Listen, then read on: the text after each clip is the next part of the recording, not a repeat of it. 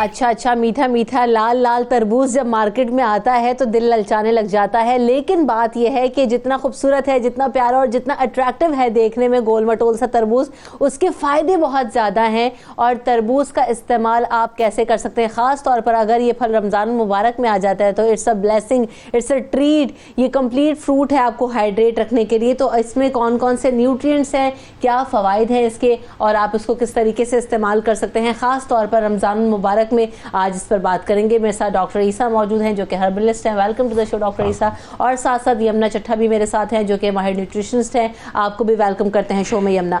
तो सबसे पहले ईसा भाई, जब गर्मी शुरू होती है तो कह रहे थे ना कि ठंडे ठंडे फ्रूट हो, शरबत हो, इन चीज़ों का इस्तेमाल करें तो आपको अच्छा लगता है। तो अल्लाह ताला ने कितना बड़ा तोहफा दिया ये तरबूज गर्मियों के अंदर हमें। बिस्मिल्लाहिर्रहमानिर्रहीम। इसकी अगर खाने से पहले सिर्फ बनावट पे गौर कर ले कि अल्लाह ताला ने इसको रेगिस्तान में पैदा किया है, यानी कि जहाँ ज़्यादा गर्मी पड़ेगी वहाँ ये ज़्यादा मीठा होगा। यानी कि जितनी रेती ज़्यादा मिलेगी और पानी कम मिलने के बावजूद भी 90% इसमें पानी होता है। इसलिए अल्लाह ताला सूरह रात की आयत नंबर 3 में कहते हैं कि गौर करने वालों के लिए ये बड़ी निशानियाँ हैं। ये वो फ्रूट है जो अल्लाह के रसूल नबी करीम सल्लल्लाहु अलैहि वसल्लम को भी बड़ा पसंद था। लेकिन आप कैसे खाते थे वो भी हम आज नाज़रीन को बताएंगे। अच्छा, इसमें भरपूर विटामिन है। विटामिन ए इसमें पाया जाता है, विटामिन सी इसमें पाया जाता है, विटामिन B3 इसमें पाया जाता है, फाइबर इसमें पाया जाता है। इतने सारे विटामिन अल्लाह ताला ने इसमें रखे हैं और इसके बेनिफिट बहुत ज़्यादा है। सपोज़ करें कि एक ऐसा पेशेंट है जो कहता है कि जी मेरा पेट फूल जाता है, मुझे स्वेलिंग हो जाती है, बेहतरीन दवाई है उसकी। जो आदमी ऑलरेडी ब्लड प्रेशर की दवाइयाँ बेचारा ले रहा है लेकिन फिर भी कंट्रोल नहीं हो रहा, अगर वो उसका एक गिलास बनाकर और उसमें आधा नींबू डालकर पिए तो उसका ब्लड प्रेशर कंट्रोल होने लगता है और मज़ीद दवाइयाँ भी उसकी नहीं बढ़ती। अच्छा, वो लोग जो स्किन की कोई डिजीज़ बज़ाहिर नहीं है लेकिन हर वक्त खुजाते रहते हैं, खारिश होती रहती है, लेकिन है बज़ाहिर उनको कुछ भी नहीं। अच्छा, ये लोग अगर 1 लीटर तरबूज का पानी निकाल कर 25 ग्राम इसमें इमली डालकर भिगो के रख दे 1 घंटे के लिए, फिर इसको मसल कर छान लें और थोड़ा थोड़ा करके पिए तो 2-3 दिन के अंदर ये बीमारी जो है सही हो जाती है। अच्छा, इसके अलावा किडनी के लिए बेहतरीन दवाई है, लिवर का टॉनिक है ये।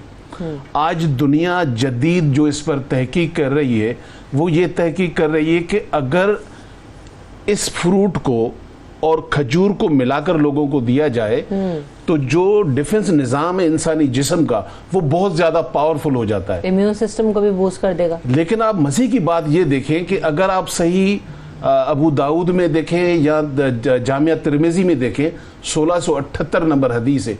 1400 साल पहले मेरे नबी करीम सल्लल्लाहु अलैहि वसल्लम जब भी आप खाते इसको तो खजूर के साथ खाते तरबूज को, और साइंस आज बता रही है कि काश इसको देखे।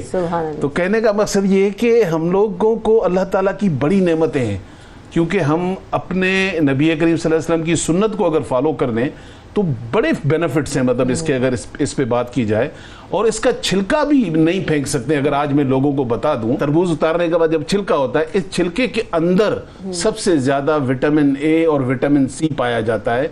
अगर इसका हल्का हल्का सा स्क्रब करें, मसाज करें तो ये रिंकल और झुर्रियों को साफ करता है। चलें, तो घर में जो अभी तरबूज के छिलके फेंक रहे थे ईसा भाई, आज के बाद वो छिलके फेंकते हुए दिखाई बाकी है। अभी बीच में भी बात करते हैं, पहले यमुना को भी शामिल कर लेते हैं।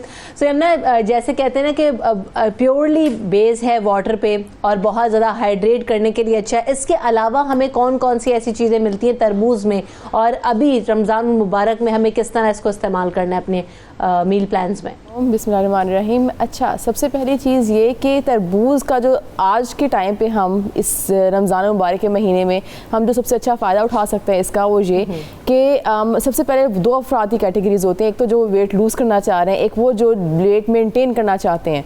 बहुत से लोगों का वज़न जो है वो रमज़ान मुबारक में गिर जाता है क्योंकि डाइट प्रॉपर मेंटेन नहीं हो रही होती, क्योंकि प्रॉपर खाया नहीं जा रहा होता। बहुत से लोग इस चीज़ की कंप्लेन करते हैं कि हम चाह के भी प्रॉपर नहीं खा पाते क्योंकि भूख नहीं लगती, स्पेशली सहरी में, और आफ्ताब में खजूर को मशरूब को पीने के बाद फिर हम थोड़ा निढाल महसूस करते हैं नमाज के टाइम तक। उनके लिए तरबूज का जूस पीना बहुत ज़्यादा बेनिफिशियल है, मुफीद हो सकता है। वो क्यों? क्योंकि तरबूज के अंदर कार्ब्स की अमाउंट बहुत रिच है और जैसे ही कार्ब्स आपकी बॉडी में जाते हैं, आपके फलों के अंदर कार्ब्स होते हैं, आपकी रोटी के अंदर कार्ब्स होते हैं, और जैसे ही कार्ब्स आपकी बॉडी में जाते हैं फ़ौरन से एकदम आपको एनर्जी का बूस्ट देते हैं। और बल्कि अफ्तारी में तो आप इसको इस तरह से भी इस्तेमाल कर सकते हैं कि आप इसके अंदर थोड़ा सा नमक डाल लें, ठीक है, काला नमक डाल लें, हल्का सा जायका भी आपको देगा। और दूसरा ये जो आपकी नमकियात जिस्म से खारिज हुई होती हैं पूरे दिन में, देखिए हमारे रोज़े जो हैं वो प्रॉपर गर्मियों के हैं। अब बेशक लॉकडाउन का टाइम चल रहा है, हम घर के अंदर हैं, पर ख़वातीन किचन में तो काम कर रही हैं, हम इतना पानी पी नहीं पा रहे हैं जितना हमारा पसीने की सूरत में खारिज हो रहा है जिस्म से। तो हमें अफ्तार के फ़ौरन बाद एक प्रॉपर ऐसा न्यूट्रिशियस भी फ्लूइड चाहिए होता है, कोई लिक्विड चाहिए होता है कि जो ताकत भी दे, क्योंकि हम नॉर्मली इस्तेमाल करते हैं डब्बे के जूस वगैरह ना, तो वो आपको ताकत नहीं देते। तो अगर आप ये जो वाटरमेलन है, तरबूज का आप इस्तेमाल करें हल्का सा नमक डालकर और हल्का सा नींबू डाल के, तो आपकी जो हाइड्रेशन है वो तो प्रॉपर रखेगा, जो आपके जिस्म से नमकियात खारिज हुई हैं उनको भी बहुत ज़्यादा बैलेंस करता है। फिर सहरी में भी आप इसका इस्तेमाल कर सकते हैं वो इस तरह से कि वही वाले लोग जिनको सहरी करने में दिक्कत होती है, जिनको मसला होता है, जिनका दिल नहीं करता सहरी करने का, तो उनको भी यही कहा जाता है कि आप ऐसी चीज़ें लें जो कम मिकदार में आपको ग़िज़ाइयत ज़्यादा दे दें। तो तरबूज is one of those fruits जो आपको कम मिकदार में आप इस्तेमाल करेंगे पर आपको ग़िज़ाइयत ज़्यादा दे देगा, और जूस की फॉर्म में भी आप इस्तेमाल कर सकते हैं। पर इसकी मैं एक एहतियात ज़रूर बताना चाहूँगी, अपने घर में 2 दिन पहले नोट कर रही थी। हम जब तरबूज ख़रीदते हैं तो उसका एक पार्ट हम पहले कटवा के हम चेक करते हैं कि आम एक आदत है सबकी, उस तरबूज को जिसका पार्ट आपने कटवाया हुआ उसको प्लीज़ जल्दी से इस्तेमाल कर लिया करें। उसकी कवरिंग आपने निकाल दी है, बेशक उसको वापस हम अंदर डाल देते हैं, काइंड ऑफ वो फिक्स भी हो जाता है, पर उसका थोड़ा सा भी एरिया बाहर एक्सपोज्ड रह गया, वहाँ पर जरासीम बहुत जल्दी बनते हैं। इसलिए अक्सर तरबूज खा के लोग बीमार भी हो जाते हैं। उसको तरबूज को और पानी को जो लिंक किया जाता है, तरबूज के साथ पानी पियेंगे तो हैज़ा हो जाएगा, वो असली में जो जरासीम होते हैं वो आपको पेट का मसाइल करते हैं। तो इस चीज़ का प्लीज़ बहुत ध्यान रखें कि अगर आपने वो पार्ट कटवाया हुआ है तो आपने उसको जल्द से जल्द इस्तेमाल करना है। अच्छा, इफ्तार में क्या होता है, करके फ्रिज में रखें। इफ्तार में अगर तरबूज ले रहे हैं, पहले तो हमारे यहाँ क्योंकि प्रैक्टिस होती है कि पानी पिया फिर तरबूज अगर खा लें और फिर दोबारा जूस या पानी पी लेंगे तो फिर वो हैज़ा हो जाएगा, तो इफ्तार में इसलिए इस्तेमाल करते हुए लोग डरते हैं। नहीं, ऐसा कुछ नहीं होता, बल्कि इफ्तार करने के मैं आपको तरीका बताती हूँ कि देखिए अक्सर लोगों को मसला यही होता है कि हम इफ्तार के बाद नमाज तक निढाल हो जाते हैं, ताकत ही नहीं बढ़ती जिस्म के अंदर। आप इफ्तार के टाइम खजूर लें, खजूर से आप इफ्तार करें, और उसके साथ फ़ौरन से जो मशरूब पे मैं बहुत ज़्यादा फोकस करती हूँ इस टाइम पे, मैंने जितने मरीज़ों को भी डाइट प्लान दिए, बेशक वेट मेंटेनेंस के थे या वेट लॉस के थे, मैंने उनसे यही कहा कि आप देखें, आप अगर निढाल महसूस नहीं करना चाहते तो आपका जो पहला ड्रिंक है ना वो बेइंतहा मैटर करता है। अगर आपने पहला ड्रिंक ख़राब ले लिया ना तो आपको जो है नमाज तक वाकई बिल्कुल ठीक बात, आप निढाल हो जाएंगे। ड्रिंक में हमारा बात मसला ये है कि हम बाज़ार के मशरूब इस्तेमाल करते हैं, हम जो है डब्बों के शरबत वगैरह इस्तेमाल करते हैं जो जिनमें रंग वगैरह होता है, सिर्फ चीनी होती है, मीठा होता है, वो आपको कभी भी तवानाई नहीं देगा, प्यास ज़रूर बुझा देगा। तरबूज ना सिर्फ आपके प्यास बुझा रहा है, जिस तरह से मैंने आपको इस्तेमाल करने का इसको तरीका बताया, आपकी प्यास भी बुझेगी, आपकी नमकियात जो खारिज हुई है जिस्म से वो भी पूरी होंगी, और इस तरह से अगर आप इस्तेमाल करेंगे तो मसला नहीं होगा। इसका कोई ताल्लुक नहीं है, इसका लिंक नहीं है कि आप तरबूज के साथ पानी पी लिया तो आपको हैज़ा हो जाएगा, पेट का मसला हो जाएगा। इस्तेमाल करने का तरीका जो है वो सही होना चाहिए, तो आपको प्रॉब्लम नहीं होगी। एक कॉलर है हमारे साथ, आसी, अस्सलाम वालेकुम। वालेकुम अस्सलाम जी, सवाल कीजिए। मेरे बेटे को पैदाइशी कब्ज है, 4 साल का है, उसको मोशन नहीं आते 1 महीना। सही है। एक और कॉलर है, कामरान, अस्सलाम वालेकुम। वालेकुम अस्सलाम जी, सवाल कीजिए। मैम ये था जी सवाल कीजिए कामरान। तरबूज के खाने का टाइमिंग क्या है, मॉर्निंग में ब्रेकफास्ट से पहले या कि रेगुलर खा सकते? सही है, सही है। ईसा भाई, सबसे पहले वो 4 साल का बच्चा है, उसको कॉन्स्टिपेशन बहुत ज़्यादा रहता है, कई महीनों जो है ना वो स्टूल सही से पास नहीं होता। जी, बच्चे क्योंकि इस उम्र में फ्रूट बहुत कम खाते हैं, वैसे तो ये खुद जो है पेट को साफ़ करता है और कॉन्स्टिपेशन को ख़त्म करता है, लेकिन अगर बच्चा आपका तरबूज नहीं खाना चाहता तो फिर आप 3 ऑयल ले लें, जिसमें से आपने एक हिस्सा बादाम का तेल लेना है, एक हिस्सा जैतून का तेल लेना है और एक हिस्सा कैस्टर ऑयल लेना है। इन तीनों को मिक्स कर लें, 1 चमची बच्चे को दूध में रोज़ाना दे दें, अल्लाह ने चाहा तो कॉन्स्टिपेशन ख़त्म हो जाएगा। वक्त क्या हो सही? अच्छा, बेहतरीन वक्त जो है वो इसका निहार मुँह है, यानी कि अगर आप खाली पेट हैं, अगर आप चाहते हैं कि इसके फ़ायदे भी मिले, आपका पेट साफ़ हो, कॉन्स्टिपेशन सही हो, लिवर डिटॉक्स हो, किडनी क्लीन हो, तो फिर इसका बेहतरीन वक्त जो है वो सुबह का है। अच्छा, ये जो लोग सोचते हैं कि भाई रमज़ान में इफ्तार के बाद खाने से इसके नुकसान है, ये जहन में रखिएगा कि जब हम सहरी से लेकर इफ्तार तक खाली पेट रहते हैं तो हम जो खा चुके होते हैं सहरी में वो आपका कंज्यूम हो चुका होता है। अब आप क्योंकि तकरीबन खाली पेट हैं जी, तो आपने पहले तो सुन्नत अदा करनी, और जैसे कि मैंने हदीस बताई कि अल्लाह के रसूल सल्लल्लाहु अलैहि वसल्लम खजूर के साथ खाते थे, ये भी और ककड़ी भी। तो आप इसको खजूर ले रहे हैं ऑलरेडी, खजूर भी लें साथ में ये भी खाएं, इसमें तो ऑलरेडी 90% पानी है, और आप चाहें तो पहले खजूर के साथ सादा पानी पी लें, उसके बाद जितना दिल चाहता है इसको खाएं। सिर्फ इसमें ग्लूकोज ज़्यादा है तो शुगर वाले देख के सब्र करें और बाकी खाकर शुक्र करें। बिल्कुल। अच्छा यमुना, बहुत सारे मरीजों को ये होता है कि जिनको गुर्दों की प्रॉब्लम हो, जिनको पथरी का प्रॉब्लम होता है, तो उनके लिए तरबूज कितना फ़ायदेमंद हो सकता है? और फिर जो शुगर पेशेंट्स हैं, जैसे कभी ईसा भाई ने भी कहा कि उनको अवॉइड करना चाहिए, तो बिल्कुल भी अपने जो है ना वो डाइट प्लान में इसको शामिल नहीं कर सकते, या कोई थोड़ी सी क्वांटिटी ले सकते हैं? पहले बात करते हैं शुगर वाले मरीज़ों की। शुगर वाले मरीज़ों को हमेशा कहा जाता है कि कोशिश करें फ्रूट जो है ना उसे खाएं, उसे पिए नहीं। और कोई भी फ्रूट हो, आपको बेशक जो कुछ फ्रूट्स होते हैं जो कहे जाते हैं कि ये आप खा सकते हैं, ये सेफ़ हैं, ये मसला नहीं करेंगे, पर जूस आपने उनका भी नहीं पीना होता। तरबूज़ का, जैसे ईसा भाई ने बताया कि तरबूज़ का और जो आपकी खजूर है, तरबूज़ है, आपका आम है, ये असल में ये मौसमी फल है, आने वाला है। इसलिए शुगर के मरीज़ प्लीज़ ये बात गौर से ध्यान से सुने कि ये वाले फल आपने नहीं खाने, ये कम से कम खाएँ। अच्छा, कभी कभार कुछ कंडीशंस में थोड़े से अलाउ हो जाता है कि भी थोड़ी सी सर्विंग खा लें, पर मैं हमेशा मरीज़ों को ये कहती हूँ कि आप वो खाने के बजाय अगर आप रोटी खाएं ना तो ज़्यादा मुफीद है आपके लिए। अगर शुगर का कंट्रोल है आपके बॉडी के ऊपर, तो डॉक्टर का हजरात कहा करते हैं कि थोड़ा सा आप फल इस्तेमाल कर सकते हैं, पर कोशिश करें अगर आपका कंट्रोल बेहतर भी है तो आप रोटी खाएं और वही वाले फल खाएं जो आपको अलाव है, जिसमें सेब आ जाता है, केले से मना किया जाता है, तरबूज से मना किया जाता है और आम से मना किया जाता है। फिर आपने किडनी पेशेंट्स की बात की, तो जो डायलिसिस के पेशेंट है, जिनका डायलिसिस हो रहा है, उनको मशरूबात या पानी, मशरूबात भी एक साइड पे कर दें, पानी का उनको कम इस्तेमाल का कहा जाता है। उनको पूरे दिन में होता है कि दवाई के साथ सिर्फ एक आध घूंट पिए, और आपका दो ग्लास से तीन ग्लास तो मैक्सिमम है ना, इससे ऊपर पानी नहीं जाना चाहिए, तो तब आपने ध्यान रखना है। तो किडनी के मरीज़ों के लिए तरबूज नहीं, वैसे मैं तरबूज नहीं कहूँगी पर से, मैं कहूँगी कि आप मशरूबात का, पानी का इस्तेमाल जो है वो आपका कंट्रोल होता है, उसका ध्यान करें। उसके बाद जो है बाकी शुगर के मरीज़ों को थोड़ा एहतियात करनी है, किडनी के मरीज़ों को एहतियात करनी है, वेट मैनेजमेंट के मरीज़ों को एहतियात करनी है। जिन्होंने वेट कम करना है, फिर भी तरबूज आपको एकदम स्पाइक देगा शुगर में, फ़ौरन से आपको शुगर रेस करता है। और ऐसे मशरूबात से जिन ख़वातीन के ओवरीज में सिस्ट हो उनको मना किया जाता है, और जिन लोगों ने वज़न कम करना हो उनको मना किया जाता है। जिन्होंने वेट मैनेज करना हो अपना इस तरह से कि वज़न कम ना हो हमारा, या वज़न मेनटेन रहे आपका पूरा रमज़ान, क्योंकि बहुत से अफराद इस टाइम पे इस मसले से भी आते हैं कि हमारा वज़न गिर जाता है, हम खाते भी हैं तब भी हमारा वज़न गिर जाता है। तो उन लोगों की खुराक में मसला यही होता है कि खा तो रहे होते हैं पर क्वालिटी फूड नहीं होता। तो तरबूज का जूस पियेंगे तो कम खा के ग़िज़ाइयत भी ज़्यादा मिलेगी और आपको एकदम से तवानाई का एहसास भी होगा। सही है। कुछ कॉलर्स हैं, उनको शामिल करते हैं। अस्सलाम वालेकुम इब्राहिम। अस्सलाम वालेकुम। वालेकुम अस्सलाम, सवाल कीजिए। मेरा एक क्वेश्चन है यमुना सिस्टर से। सिस्टर, एक क्वेश्चन है नॉर्मल सा कि अफ्तारी के टाइम में कौन सी ग़िज़ाएं ले एक नॉर्मल घराने के लिए जिसकी पूरी तवन्नाई हासिल हो। यानी मेरा मकसद है कि एक नॉर्मल घराने, मकसद मेरा ये कि हर बंदा अफोर्ड कर सकता हो। सही जी। तो मेरा ये क्वेश्चन है बजट फ्रेंडली मील भी हो, बजट फ्रेंडली मील ठीक अच्छा भी हो। सही। यूसुफ है एक और कॉलर। अस्सलाम वालेकुम यूसुफ। वालेकुम अस्सलाम जी, सवाल कीजिए। हेपेटाइटिस बी में ये कितना इसका फवायद हैं और कब इस्तेमाल करना चाहिए, कौन सा वक्त ठीक होगा इसको इस्तेमाल करने में? और ये भी बता दें क्या इसके साथ हेपेटाइटिस बी के साथ हम रोज़ा भी रख सकते हैं या इसमें कोई है इसके नुकसान? हेपेटाइटिस बी में रोज़ा रख सकते हैं? जी बिल्कुल रोज़ा रख सकते हैं। रोज़ा सिर्फ उस सूरत में मना है कि कोई ऐसी बीमारी जो आपको वीक कर देती है।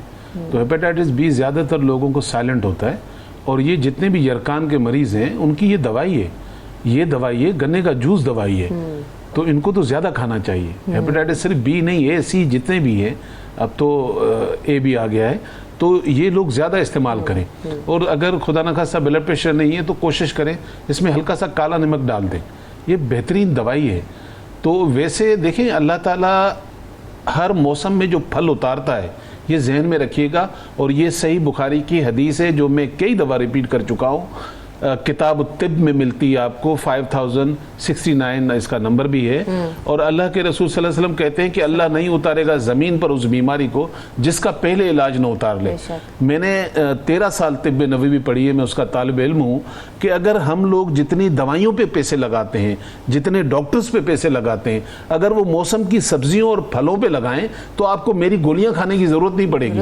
आप वो खाते नहीं है, हमारी दवाइयां खा लेते हैं। तो अगर मौसम का फल और सब्जी आप खाएं, इसको छोड़े नहीं और बच्चों को ज़बरदस्ती खिलाएं, क्योंकि आजकल जितने हमारे इर्द गिर्द ये मशरूबात और जितनी चीज़ें आप घर में लाते हैं अपनी मोहब्बत में, बच्चों की मोहब्बत में, ये दवाइयाँ नहीं है, ये जहर दे रहे हैं आप उनको। बच्चों को तो हमने फास्ट फूड, नगेट्स और इन चीज़ों के ऊपर लगा दिया है, तो हम बच्चों को तो फल हमने इंट्रोड्यूस ही नहीं कराए होते। बताऊं, मेरा बेटा अल्हम्दुलिल्लाह, ये सब तमाम नाजरीन के लिए भी है, अभी 4 साल का है माशाल्लाह, कोई मौसम का फल मैं उसको ब्लेंड करके आइसक्रीम की डब्बियों में फ्रिज में जमा देता हूँ। आपने बताया था, कलरफुल आइसक्रीम उसको खिलाता रहता हूँ, नेचुरल फ्रूट ले रहा है। बिल्कुल तो माएँ अगर कोशिश करें तो क्यों नहीं हो सकता। और आपने जब से बताया था तो मेरा खुद का बेटा माशाल्लाह 2 साल का, तो मैं भी वो टेक्निक पे अमल कर रही हूँ और मैं कोशिश ये करती हूँ कि ज़्यादा से ज़्यादा उसको फ्रूट से इंट्रोड्यूस करूँ। बच्चे देखें गिराते हैं, गंदगी करते हैं, लेकिन अगर आप उनको टाइम दें और उनको खुद से खाने दें तो वो चीज़ें उनको अट्रैक्ट भी करती हैं, क्योंकि कलर्स भी होते हैं। लेकिन वक्त अक्सर माएँ इसलिए अवॉइड कर रही होती हैं कि अब गिराएगा, अब गंदगी करेगा, घर खराब कर देगा, कपड़े खराब। तो इस चीज़ को आप बच्चों को दूर ना करें फ्रूट्स वगैरह से। आप कोशिश करते हैं कि ऐसी इंस्टेंट चीज़ पकड़ा दें और बच्चे खा के ख़त्म कर दें, तो प्लीज़ अपने बच्चों को इंट्रोड्यूस कीजिए। दूसरी बात ये, अपना एक और सवाल आया था, वो ये कि जो इफ्तार में कौन सा ऐसा बैलेंस इफ्तार है एक आम घर के लिए जो किया जाए जो कि फुल ऑफ न्यूट्रिएंट्स भी हो। जिस तरह अभी कॉलर ने पूछा कि बजट फ्रेंडली जो है आपका इफ्तार, वो पूछना चाह रहे हैं कि जो ग़िज़ाइयत भी दे आपको, ठीक है। बजट फ्रेंडली डाइट हमेशा बजट फ्रेंडली होती है। ये असल में पता नहीं क्यों कॉन्सेप्ट एक चल रहा है जिसको मैं और न्यूट्रिशनिस्ट भी बहुत ज़्यादा इसको क्लियर करने की कोशिश कर रहे हैं कि जो अच्छी डाइट होती है वो हमेशा बजट फ्रेंडली ही होती है, क्योंकि अच्छी डाइट का मतलब है घर की रोटी, दाल, चावल, सब्ज़ी। उसमें कभी भी ये चीज़ें नहीं आती कि भाई फ़लानी जगह से फ़लानी मार्केट जाके फ़लाना जो है वो कोई चीज़ ले आए। घर की खुराक बस बैलेंस की बात है। अगर आपने बैलेंस ठीक तरीके से की है तो फिर आपको कोई मसला भी नहीं होगा, वो बजट फ्रेंडली ही होती है। देखें, रोटी, दाल, चावल तो हर किसी के घर में बनते हैं ना, पर उसको इस्तेमाल करने का तरीका ऐसा होता है कि आपको तवानाई नहीं मिलती। जैसे मैं एग्जांपल दूंगी, अगर आप अफ्तार में हमारा रोज़ा भी लंबा है, हमारे इन्वायरमेंट को भी आप देखें, हमारा ख़वातीन किचन में काम करती हैं, हमारा मौसम बहुत गर्म है, हमें तवानाई वाली चीज़ और ऐसी चीज़ जो लिक्विड आपको ज़्यादा दे, हमें फ़ौरन से ये चाहिए होती है अफ्तार में। तो अब वो लोग जिनका आम मामूल था रमज़ान से पहले चावल खाने का, तब तो आपको चावल इतना मसला नहीं करेंगे, ठीक है। आप इफ्तार चावलों से करेंगे तो उस वक्त तो आपको एनर्जी दे देंगे। जब आपने तरावियाँ पढ़ने जाना होगा तब आपका एकदम एनर्जी लो होगी, क्योंकि चावल जो है वो एकदम से एनर्जी प्रोवाइड करते हैं, लॉन्ग टर्म एनर्जी प्रोवाइड नहीं करते। तो आपने वो चीज़ें लेनी है खुराक में जो आपको थोड़ा सा लॉन्ग टर्म एनर्जी दें, जिसमें रोटी आती है। अब मैं इफ्तार शुरू करती हूँ। जिस तरह मैंने पहले तरबूज के साथ बताया था आपको, पहले आप खजूर लें, सुन्नत के मुताबिक आप खजूर लें। उसके बाद अगर आपने वेट मेंटेन करना है, क्योंकि उन साहब ने कॉलर ने भी पूछा था वेट मेंटेनेंस के हवाले से, कि अगर आपने वेट मेंटेन करना है तो आपके लिए फ्रूट जूस बहुत बेनिफिशियल चीज़ है, ये आपको एनर्जी भी देगा। उसके बाद आपने नमाज का ब्रेक लेना है।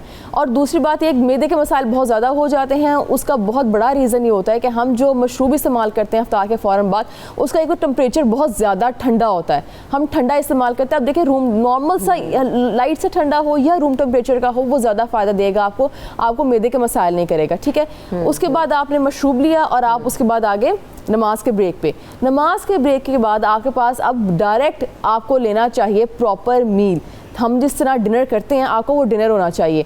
वो हमने अफ्तार के बाद हमने स्नैक टाइम बनाया होता है कि पकौड़े खा लिए। देखें, रमज़ान से पहले ये जो चीज़ें हम खाते हैं अफ्तार में, वो हमारे 4 बजे की चाय के वक्त होती है हमारे पास। तो आपने उस वक्त डिनर का टाइम है, अगर आप उस वक्त पकौड़े समोसे खा लेंगे या बाजार की कोई चीज़ खा लेंगे तली हुई, तो आपको उस वक्त कोई 1-8 घंटे की एनर्जी मिल जाएगी, पर जैसे तरावियाँ होंगी आपके बॉडी में एनर्जी नहीं होगी।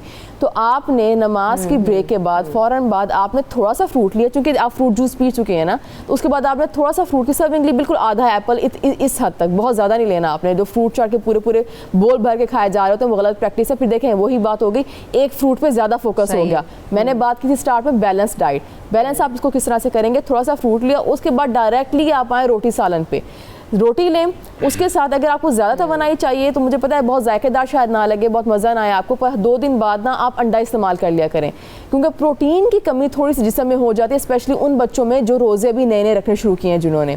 तो उस वक्त 2 दिन सालन खा के, अच्छा सा पसंद का सालन खा के, तीसरे दिन अंडे का इस्तेमाल कर लें। उसके साथ सलाद का, कच्ची सब्ज़ी का इस्तेमाल ज़रूर करें। यहाँ मैं नाज़रीन को एक बहुत बात क्लियर करना चाहूँगी कि जो आपकी कच्ची सब्ज़ी से आपको फ़वाइद मिलते हैं वो पकी हुई सब्ज़ी से नहीं मिलते, क्योंकि हमारे पकाने के कुछ तरीक़ाकार मुख्तलिफ हैं। तो अपनी सब्ज़ी इस्तेमाल करें, सब्ज़ी को पर कच्चे फॉर्म में इस्तेमाल करें। उसको आप हल्का सा सौते भी कर सकते हैं, जिस तरह पैन में डाल के हल्का सा ऑयल डाल के ऊपर लेमन डाल के, वो नमक मिर्च डाल के, वो अच्छा फ्लेवर भी देती है। बहुत से लोग नहीं खाते, जैसे हम बच्चों को नहीं खिलाते, हम नॉर्मली हमारे बड़े खा रहे होते हैं सब्ज़ी वगैरह, पर जिस्म के अंदर सब्ज़ी का जो रोल है, जो सब्जियाँ, कच्ची सब्जियाँ रोल अदा करती हैं, जो उनका किरदार है, वो आपकी खुराक में किसी और चीज़ से आपको नहीं मिलता।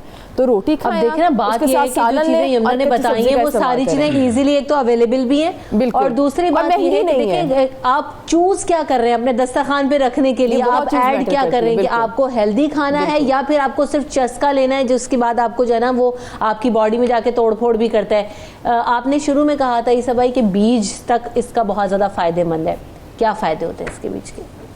अमूमन लोग क्योंकि बीज फेंक देते हैं, लेकिन न ख़त्म होने वाला अल्सर, यानी कि ऐसी बीमारी जिसमें बेचारे इतनी दवाइयाँ कर चुका, अगर वो वाटरमेलन, तरबूज के जो बीज हैं इनको धोकर सुखा कर और इसको छिलके समेत पाउडर बना ले और दवाई के तौर पे रख दे, जिसको अल्सर है थोड़ा सा दूध, थोड़ा सा पानी मिक्स करके 1 चाय की चमची भर के इसको ले ले, 3 से 4 दिन के बाद अल्लाह ने चाहा तो इसको अल्सर हमेशा के लिए ख़त्म हो जाएगा। इतनी बेहतरीन दवाई है।